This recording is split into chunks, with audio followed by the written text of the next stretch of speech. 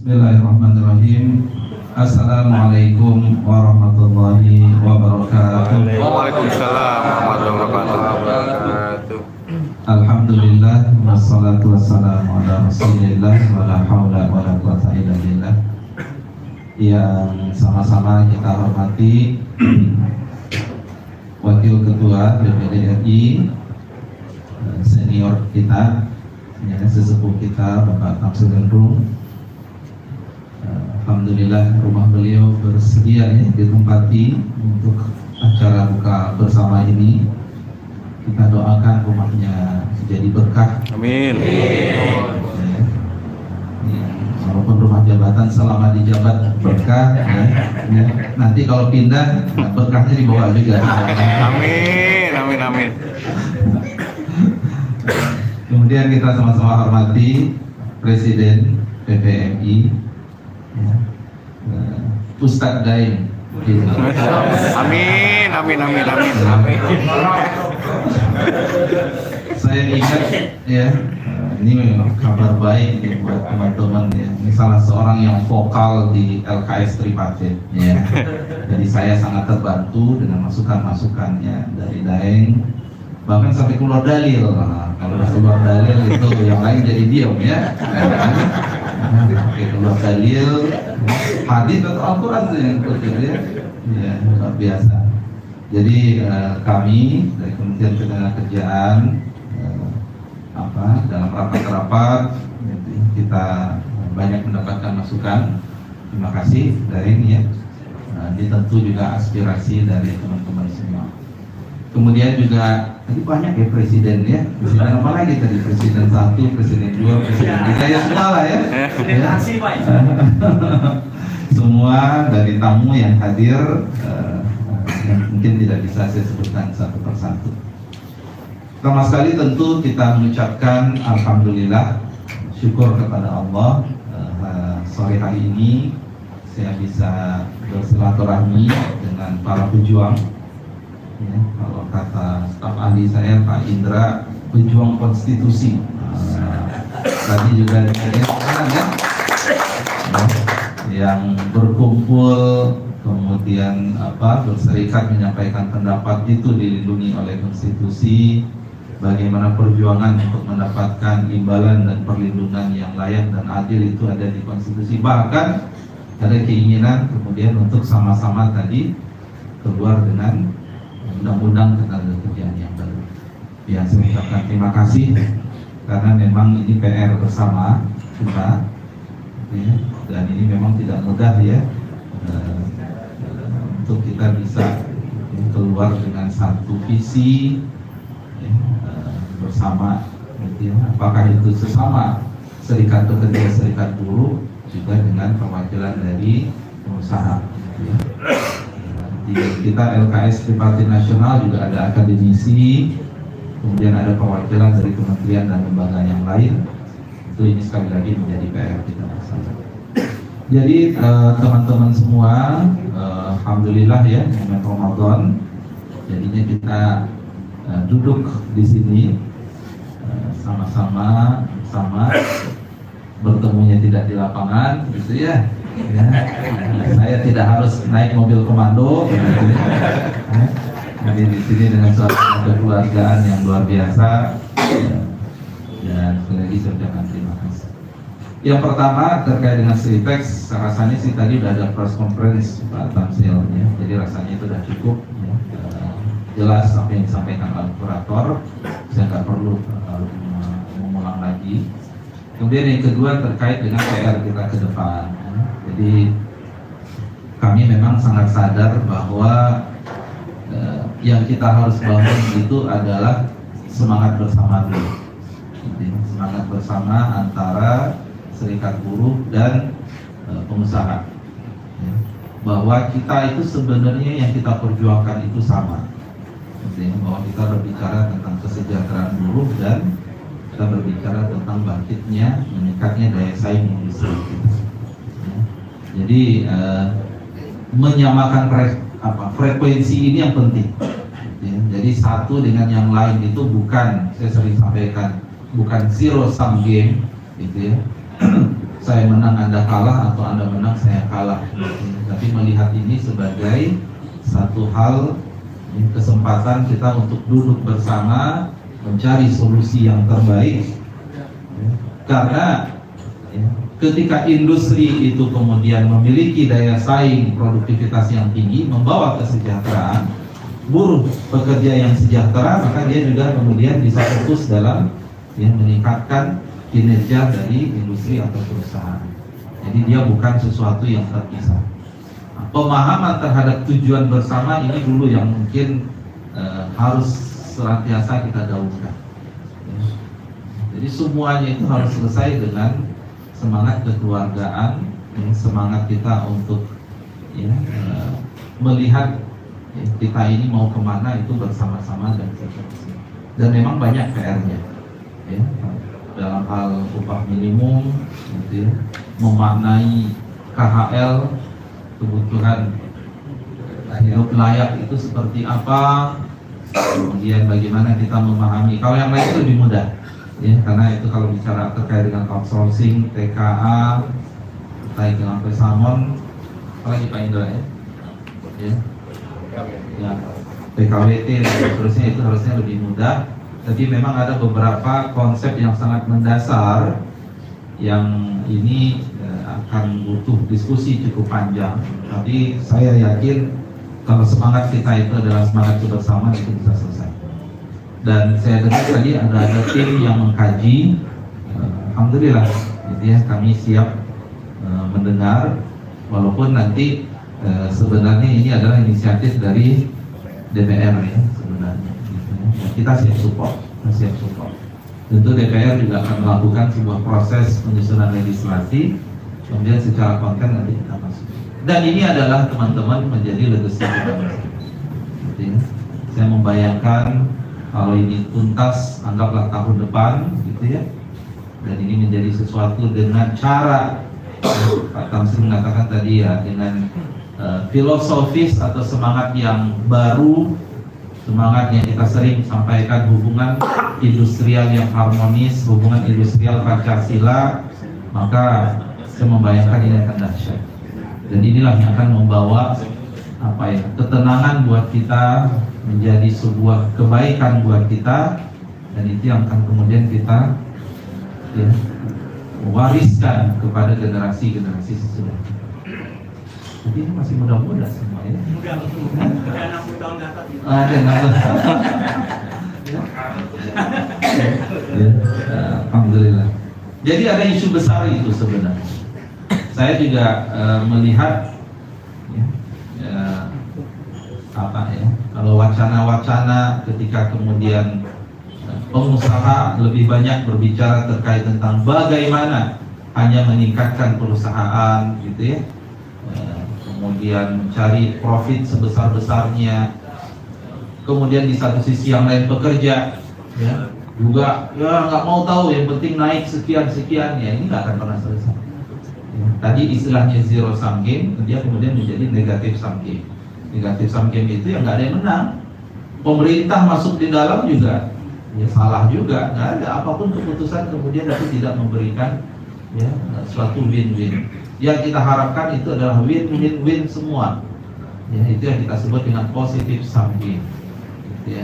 Nah, ini memang PR besar kita, dan kami sekali lagi kita welcome dari teman-teman kalau ada masukan, ada konsep, dan ini akan menjadi konsep bersama. Kajian-kajian kita lakukan, kita undang para pakar, ahli hukum, dan ini juga sambil berjalan. Itu yang pertama, teman-teman. Yang kedua, kami juga butuh dukungan dari Serikat Buruh, Serikat Pekerja terkait dengan penegakan norma ketenagakerjaan dan K3 Ini PR kita. Kita juga lihat apa yang kemudian terjadi saat ini terkait dengan pelanggaran norma. Saya barusan dapat video terkait dengan sebuah kawasan industri terkait dengan K3. Teman-teman juga mungkin baru lihat baru viralnya. Masih banyak PR-nya Pak Tamsil. Banyak Pengawas kita itu jumlahnya terbatas 1.600-an sekian untuk mengawasi 2 juta perusahaan, ya 26 juta malah ya, 26 juta perusahaan di Indonesia. Ya, nah ini kita punya PR, tapi saya tetap optimis, gitu ya, optimis. Ya, seperti optimis kita nanti ya, ini masalah Sritex, alhamdulillah ada titik temunya. Nanti terkait tentang ojol, saya yakin kalau semangat kekeluargaan itu dikedepankan, kita akan ada solusinya. Ya, kemudian terkait dengan undang-undang dan seterusnya. Jadi sekali lagi Pak Presiden, ya, Daeng, kami sangat welcome nanti ya, masukan. Ya, kita dari pemerintah akan mencari solusi yang terbaik, gitu ya. Dan memang ini tidak mudah. Ya. Terakhir terkait tentang kondisi industri, ini saya lagi banyak ditanya media, gitu ya. Ini badai PHK, apakah benar seperti itu? Menurut saya tidak juga, gitu ya. Teman-teman juga harus hati-hati. Ya. Jadi memang PHK itu ada, gitu ya. Saya lihat data 2024 dibandingkan 2023, coba tebak, lebih banyak PHK 2024 atau 2023? 2023 ya. Tapi seolah-olah sekarang badai, gitu ya. Ya, memang ada beberapa perusahaan yang besar yang yang selama ini kita lihat dia bonafit dan macam-macam kok bisa PHK. Saya sering mengatakan itu adalah kasuistik, kita nggak bisa general. Industri tumbuh. Tadi saya diwawancara oleh wartawan, yang diambil hanya masalah industri kita, PHK itu merupakan dinamika. Konten saya terkait tentang bahwa industri itu tumbuh nggak dimunculkan, gitu ya. Jadi memang seolah-olah ada suatu ya. Silakan. Ya. Jadi kalau banyak beritanya itu banyak PHK, memang itu membentuk persepsi. Nah, industri tumbuh, ya.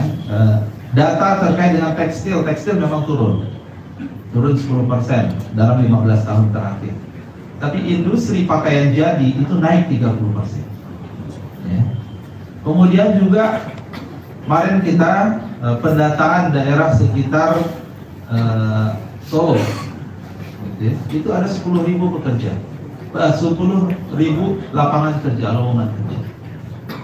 Dan kami sudah melakukan pendataan yang sama. Jadi di beberapa tempat, gitu ya, industri juga ya, tumbuh. Sekarang hari ini Pak Wamen ke Garut, ya, ada membuka sekian ribu lapangan kerja. Di Subang ada sekian ribu. Kita juga akan mereview, melihat lagi kawasan ekonomi, kawasan pertumbuhan dan seterusnya. Dan itu sebenarnya menunjukkan bahwa ya, lowongan pekerjaan itu, penyerapan tenaga kerja itu meningkat. Ya. Nah, ini memang berita ya. Jadi kalau berita ya butuh yang agak-agak sensasi begitu ya. Badai, PHK gitu ya. Ada data saya kemarin dari anggota legislatif kirim, Pak Menteri, benar nggak 30 perusahaan tutup, 1 tutup pekerja sekian, 2 tutup pekerja sekian, kan 30. Terus saya tanyakan, ini tahun tutupnya nggak ada ini. Jadi kesannya ditutupnya sekarang semua begitu. Data perusahaan yang anggota saya Pak tahun 2022 masih dimasukin. Betul kan? Terus saya jawab, Pak ini harus dicek tahunnya. Setahu saya ini adalah 5 tahun atau 4 tahun terakhir. Itu pun juga kita harus lihat, gitu ya, seberapa. Memang Bapak dan Ibu ada isu terkait tentang pasar global, ya, dengan Presiden Amerika keluar dengan kebijakan pengetatan ya terkait dengan impor kan, ya, badan negara dia, gitu ya. Itu ada, gitu ya. Tapi tetap kita melihat sebenarnya kita harus melihatnya optimis bahwa beberapa industri itu kemudian dia juga tumbuh, gitu ya. Dan tadi pagi saya bertemu dengan Menteri Pertanian. Ini saya kasih sampaikan teman-teman ya. Ya. Pak Mentan menyampaikan ada 5 program swasembada yang akan difokuskan, sawit, kemudian tebu, singkong, apalagi gitu ya. Dan itu akan menyerap angkanya luar biasa itu. Ya, sejutaan sekian datang sini kerja. Ya, tenaga kerja. Sekarang sedang ada rekrutmen 27.000 ya, untuk yang mengelola istilah mereka itu adalah smart farming, ya, kawasan pertanian, ya, kawasan cerdas pertanian. Itu 27.000 ya, pendampingan, bahkan menggunakan mesin-mesin pertanian yang canggih, ya, Alsintan, ya. Itu gambaran. Dan ke depan tadi kalau ini berkembang terus bisa sampai angkanya 1 juta lebih penyerapan tenaga kerja. Sebelumnya kami datang ke Badan Gizi Nasional, ya, Badan Gizi Nasional, kemudian ya, itu sekian juta juga bisa diserap. Tinggal kita sedang mencoba merumuskan, karena akan dibuka sekian puluh ribu dapur. Kami menawarkan ada sertifikasi di situ, ya, sertifikasi untuk yang menyiapkan, dan semoga ya perlindungan pekerja yang nanti kita akan lihat apakah ini jatuhnya pekerja formal atau informal seperti apa. Yang penting perlindungannya itu kita perhatikan. Kemudian kita ke Menkomdijis, ya, Menkomdijis, kami punya program penyiapan 1 juta gitu ya, digital talent 1 tahun. Ya. Jadi hal yang begini teman-teman, menurut saya ini kita juga harus sampaikan, gitu ya. Kita silaturahmi dengan ya ini baru koordinasi lintas kementerian ya, belum kami koordinasi dengan lembaga filantropi terkait dengan penyiapan tenaga kerja disabilitas. Kalau jumlah tenaga kerja formal kita itu adalah 60 juta saat ini, ya, berarti 1% dari 60 juta adalah 600.000 disabilitas itu harus kita siapkan agar untuk diserap oleh industri. 600.000, ya. Itu tinggal kita latih, ya, dan seterusnya. Itu banyak yang siap untuk kemudian bekerja sama.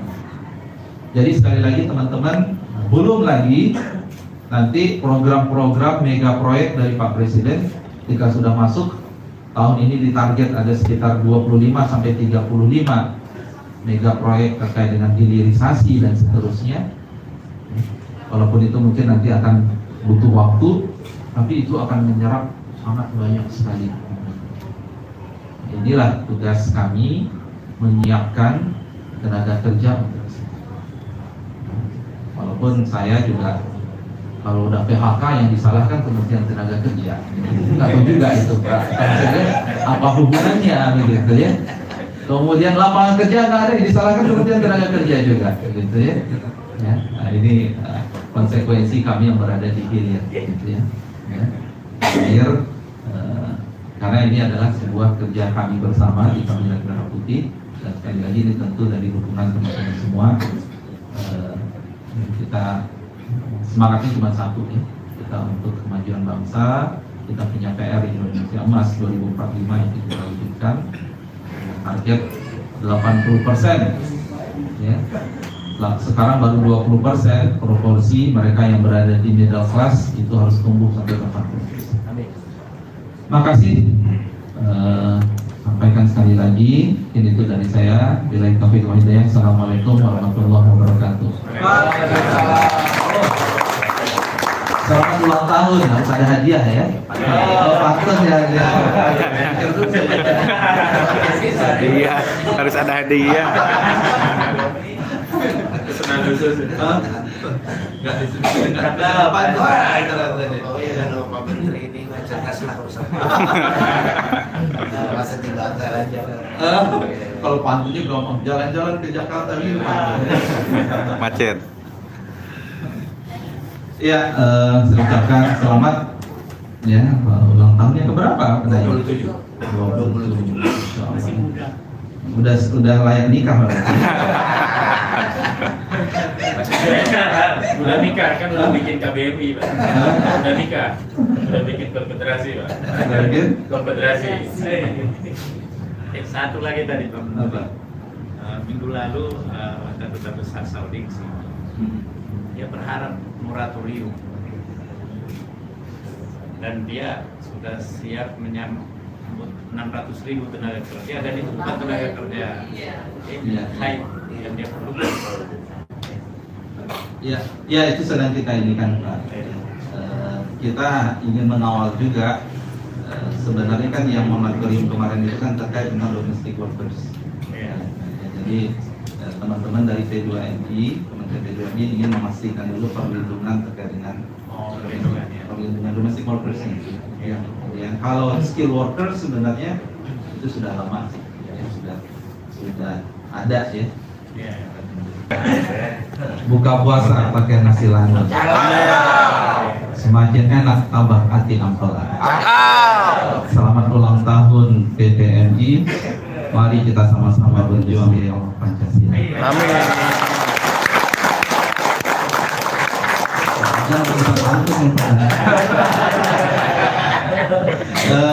Sritex clear ya. Tadi sudah ada konferensi pers. Ya, memang tadi siang kita rapat tadi pagi. Menurut saya itu adalah solusi yang terbaik. Gitu ya. Saya senang sekali. Dan ini tentu bukan pertemuan kita yang terakhir ya. Silakan nanti kita bisa bertemu lagi di forum-forum yang lain. Saya sekali lagi akademisi teman-teman ya. Saya bukan politisi, bukan pengusaha. Saya akademisi, teknokrat. Saya sampaikan ke kementerian itu satu. Saya mau menerima amanah menjadi Menteri Tenaga Kerja sebagai suatu amanah buat saya. Ya, teman-teman yang bekerja di situ saya sampaikan. Tugasnya satu, bagaimana teman-teman ASN di Kementerian Ketenagakerjaan itu bangga bekerja di sana. Ya, saya juga nggak lama, jadi cuma 2 tahun, 3 tahun, gitu ya, paling lama 5 tahun. Habis itu saya akan kembali lagi ke dunia saya di kampus. Ya, jadi menteri itu bukan jenjang karir saya, gitu ya. Jadi ini semoga bisa dipahami dan sekaligus juga, ya, ayo kita sama-sama berkontribusi untuk bangsa. Mungkin itu Pak Tamsil, Pak Presiden yang mohon izin ya, mohon doa, mohon support sekali lagi di bulan puasa, doanya Masya Allah ya. Sekali lagi mohon maaf, Pak Indra ada yang disampaikan? Cukup ya. Billahi taufiq wal hidayah. Assalamualaikum warahmatullahi wabarakatuh.